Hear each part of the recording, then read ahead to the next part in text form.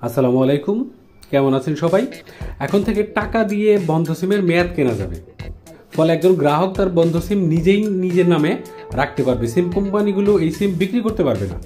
তবে সাধারণভাবে সিম বন্ধ রাখার যে মেয়াদ তা কমিয়ে দেওয়া হয়েছে। আগে বন্ধ সিম পুনরায় বিক্রির জন্য সময় ছিল 540 দিন। মানে 540 দিন যদি আপনি সিম বন্ধ রাখতেন, তাহলে সেটা সিম কোম্পানিগুলো নতুন করে বিক্রি করে দিত।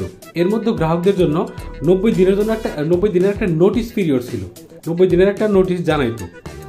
আর এখন সেই সময়সীমা হচ্ছে 11 মাস বা 330 দিনের, কিছু কম বা বেশি হতে পারে। আর নোটিশ পিরিয়ড থাকছে মাত্র 30 দিন। তো 60 দিন এখানে কমে যাচ্ছে। সিম নম্বর জাতীয় সম্পদ, এটি দীর্ঘদিন বন্ধ থাকলে সরকার রাজস্ব হতে বঞ্চিত হয়। সিম কোম্পানিগুলো আয় করতে পারে না। এছাড়া গ্রাহক চাহিদায় নতুন নম্বর বন্টনের চাপ বাড়ে, এই জন্য এরকম সিদ্ধান্ত।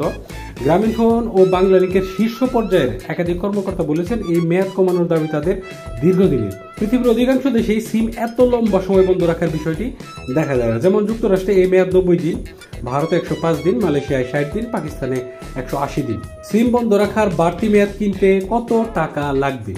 11 মাসের পর হতে, মানে 11 মাস পার হয়ে গেলে সিম বন্ধ রাইখা যদি আপনি নিজের নামে সিমটা চালাইতে চান, তাহলে আপনাকে 2 বছরের জন্য 300 টাকা ফি দিতে হবে। সঙ্গে যোগ হবে সরকারি ভ্যাট। আর গ্রাহক যদি, মানে আপনি যদি চান 3 বছর সিম বন্ধ রাখবেন, নিজের নামে রাখতে চান, তাহলে গুনতে হবে 475 টাকা এবং সঙ্গে সরকারি ভ্যাট। সিম কোম্পানিগুলো এই মেয়াদ বৃদ্ধির চার্জের সঙ্গে কোনো ডেটা বা কলের অফার বিক্রি করতে পারবে না।